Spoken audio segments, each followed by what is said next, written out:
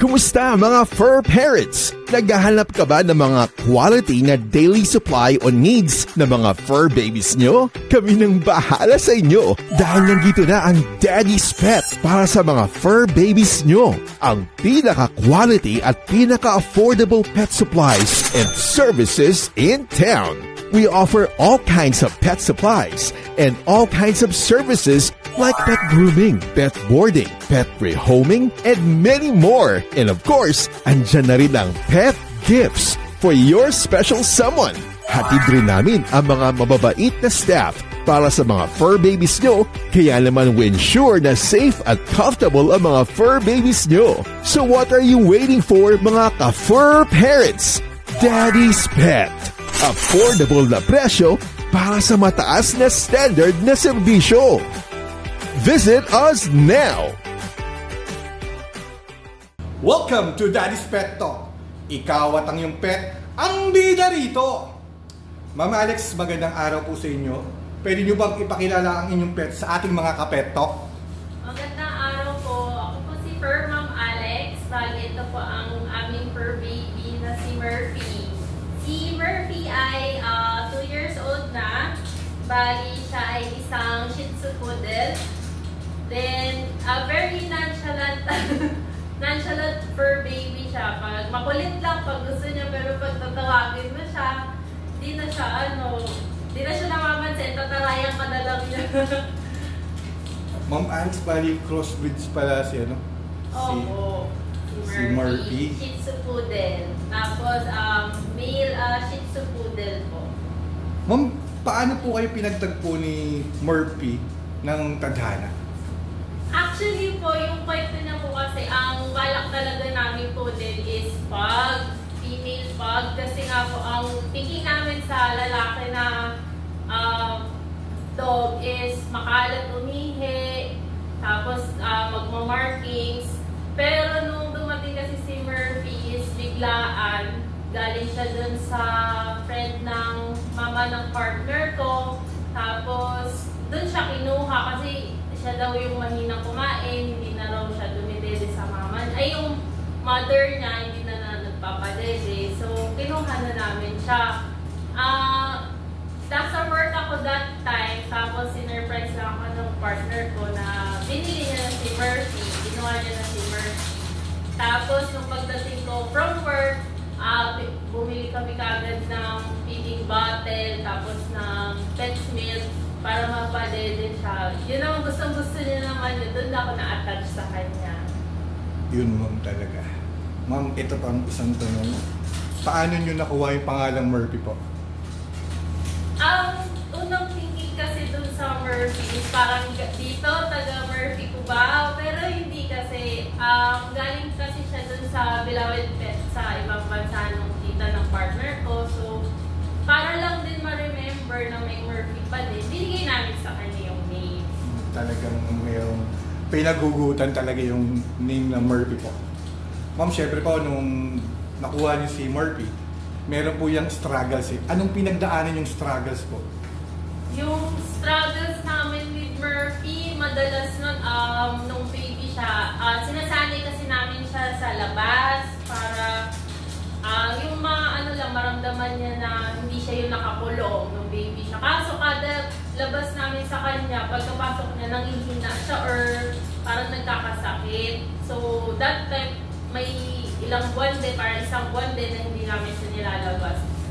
Pero more on nilalabas-labas na namin siya. Nasasanay naman na siya. Parang siguro yung immune system lang niya. Siyempre, dapat lagi ding binavitaminsan yung mga dogs natin. Doon ko siya natutunan na important talaga kung ano yung pinifeed mo sa dog mo para lumakas yung resistensya nila. Yun mga Alex. Bali, ito kasing purpose din ng ating interview vlog na ito about sa pets mom, para at least kayo sa inyo mismo nang galing yung mga pwede nyo i-advise mamaya sa mga gustong magkaroon ng pet na first timer for parents din, ma'am. Ma'am, mapili po ba si Murphy sa pagkain po? Maarte siya sa talaga sa mga food, pero once po kasi na makuha mo yung perfect na food para sa kanya is yun yung talagang kakainin niya na. Hindi dapat natin sila pakainin ng same food everyday. Dapat merong pwede natin sila palit-palit for the dry food, tapos wet food, o kaya syempre minsan bibigyan natin sila ng favorite nilang chicken. Favorite po talaga ng mga pets dog natin talaga po yun. Ma'am, ano po yung ginagawa ninyo para makasiguradong makakain sa Murphy, ma'am? To make sure na makakain si Murphy, those struggle talaga namin na kumain siya ng pusa. Kailangan yung binabantayan talaga siya. Yung sasabihin mo siya na, Murphy, you eat. Kailangan talaga nakabantay ka sa kanya. Titignan mo talaga siya na habang kumakain siya kasi mas gusto niya yun eh. Gusto niya talaga tinitignan siya pag kumakain siya. May kita mo siyang kumakain. Tapos kapag naubos niya yung food niya, syempre sasabihan mo siya na very good. Yung routine niya kasi after niya kumain, sasampa na siya sa bed, tapos doon siya maglalambing na naubos niya na yung food niya. Ma'am, siyempre ikaw, Ma'am Alex, ay yung partner niyo, ma'am. May tinatawag na budget sa inyong dalawa. Pero nung dumating si Murphy po, siyempre mo, paano niyo po, pagdating sa mga pangangailangan ni Murphy, ma'am, paano niyo nagagawa, ma'am? Siyempre, hindi na natin i-sugarcoat. Yung shampoo nila, mahal, mga sa 500 to 600. Pero yung shampoo namin, naka-sachet lang.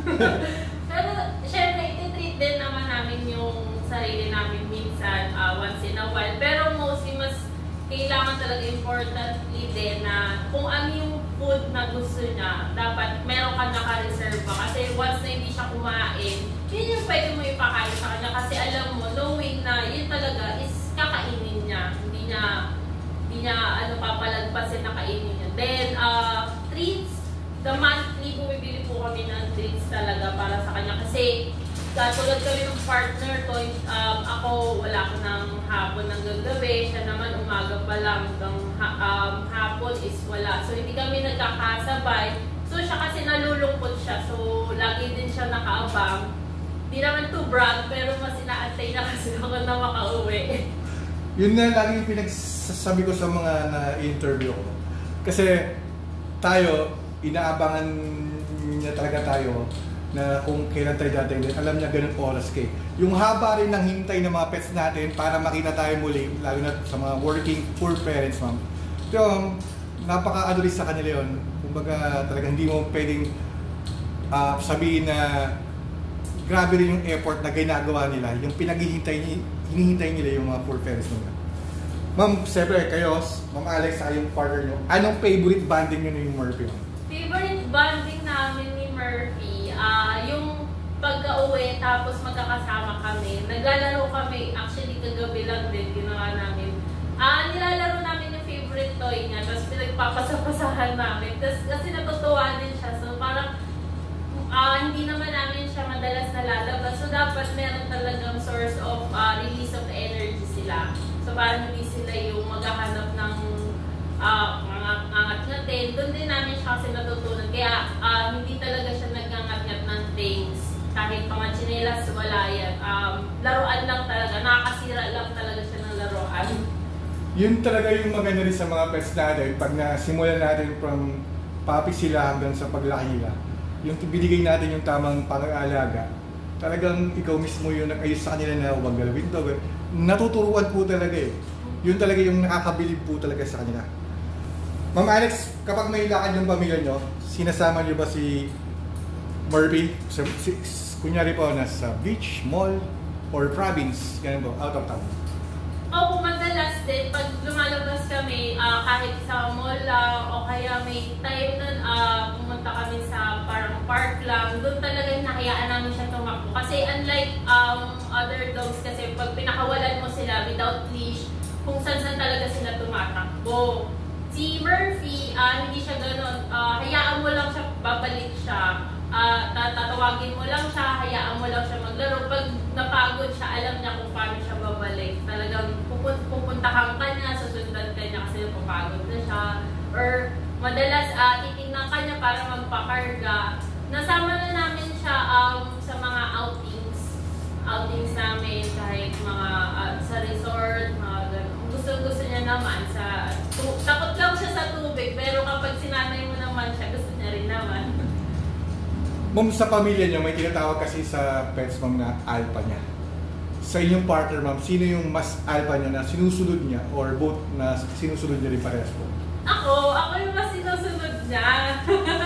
Kasi kada pag tinatawag ko siya or pinapagalitan ko siya, marunong kasi siya makaintindi. Pero kapag kasi minsan yung partner ko, tatawagin siya or pagsasabihan siya, minsan di siya papansinin na lang. Pero pag ako, yung alam niya na talagang nagagalit na, nakakaramdam kasi siya. So, tinuturo talaga namin siya na baby talaga. So, ako yung mas sinusunod niya. Ikaw ang alpha. Ma'am, may mga, syempre, dumating siya sa inyo ng partner mo. Ma'am, ano yung mga nagbago sa buhay mo simula na dumating sa Murphy mo? Si Murphy kasi yung source of namin kapag syempre sa with mag-partner, hindi na maiwasan yung laging nag-aaway. Pero nung dumating kasi si Murphy, laging may reason kami para magbati kasi ang dogs natin, napansin ko rin kay Murphy na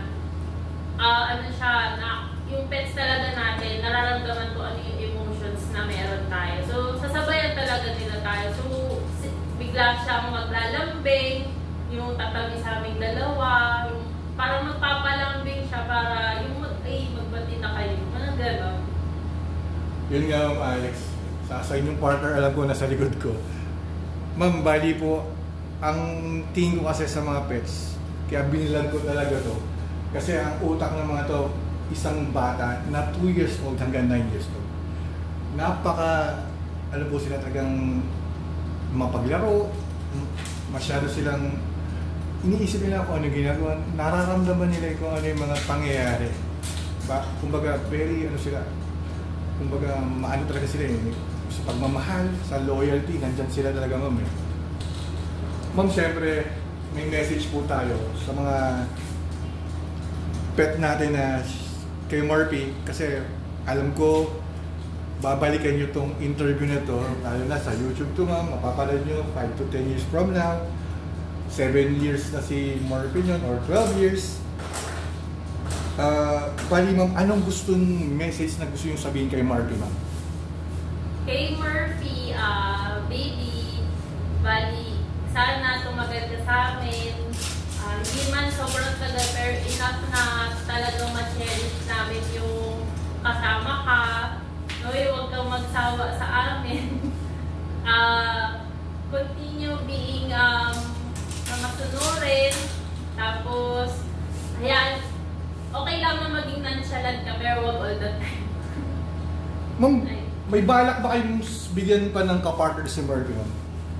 Si Murphy kasi actually may tinuturing kasi siyang partner, yung isang dog, yung Shih Tzu na dog ng mama ng partner ko. So, parang yun lang din yung madalas niyang gusto maging partner kasi naka-ano na sila naka 3 liters na sila. So, enough na siguro yun. Tsaka si Murphy kasi hindi siya talagang makahalubilo sa ibang dogs. So, parang may pinipili lang talaga siya na makahalubilo sa ibang dogs. So, pag hindi mo siya na-introduce ng maaga sa kanya or parang puppy pa lang yung isang dog, hindi niya kasi magugustuhan. So, masungit talaga siya. May pagkamasungit siya. Parang siguro naman niya sa akin. Ganun po ba? Ma'am Alex, bali kayo na nag-message po kayo. Eto ma'am, anong may papangako nyo kay Murphy? Magpapangako ko kay Murphy na sure yun is I'll give him the best life that he can have. Tapos yung mga treats talaga ipoprovide namin sa kanya. Ipapag-group siya para ma-feel niya naman na nakapag-spa siya. Tapos yung mga foods na gusto niya is ibibigay ko sa kanya talaga. Lahat ng pag-aalaga kapag may sakit, diretsyo vet, wala ng pag-aalinlangan. Kasi doon pa lang yung mga actions mo pa lang na ganun kasi is mararamdaman na nila na you care for them talaga. Yun nga ma'am Alex, ito bali ang purpose din po ng ating interview or vlog. Siyempre, nasa indoor tayo, mag-outdoor din tayo, paminsan-minsan. Bali po, yung mga pinagsasabi nyo sa mga ating kapet talk, Then alam kong maraming manonood sa atin na gustong mag-alaga ng pet, ma'am. Anong gusto nyong i-advise sa kanila? Sa mga bagong fur parents, ma'am, na gusto mag-alaga ng pet, ma'am?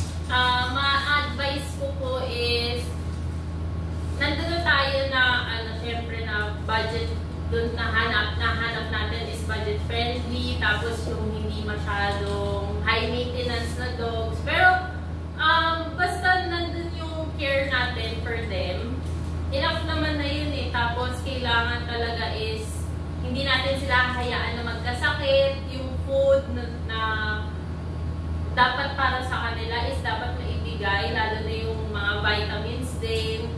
Huwag natin hayaan sila na kumain talaga ng mga buto kasi masama talaga sa kanila yun. Then, yung pag-groom, hindi naman natin kailangan sila ipa-groom everyday. Basta maalagaan nyo sila at suklay lang, tamang ligo lang sa kanila. Okay naman na yun. Lalo na katulad kasi ni Murphy is hairy siya talaga, mahaba yung buhok niya. So once na hindi siya nasusuklayan, magbubuhol siya. So kawawa yung pet natin. So dapat alam natin how to treat them, kung ano yung mga care na kailangan nila. Especially sa food, kasi madalas maraming allergies yung mga pets natin. So kailangan alam natin kung ano yung nakakapag-allergy sa kanila, kung ano yung nagkukos ng allergies or pangangati nila. So kailangan ma-identify natin kagad yun. Hindi natin sila basta dog lang. Ano natin sila, part sila ng family natin. Ma'am Alex, maraming salamat. Kasi sa advice mo sa mga manonood or makikinig ng interview nito, ma'am, nasabi mo lahat. Talagang kumbaga susundin na lang, ma'am. At least binigyan mo sila ng mga magandang payo. Ma'am, ako po ay taos-pusong nagpapasalamat sa pinaunlakan niyo po itong interview nito, ma'am. Maraming salamat po and Godspeed always po, ma'am. Ma'am, may shoutout ka po ba, ma'am? Shoutout po sa family ko, kay Buchi na nasa tita ko po, anak ni Murphy. Tapos, yun na po, mga friends ko, hi. Kung mapanood nyo to. Yun na, ma'am, sa mga nanonood po, ma'am, ng Daddy's Pet Talk, please like, share, and subscribe kung nagustuhan nyo ang interview natin kay Murphy. Baka kayo naman po ang susunod na ma-interview sa Daddy's Pet Talk, ma'am. Ma'am, any last word, ma'am? Gusto mo pa kayong sabihin?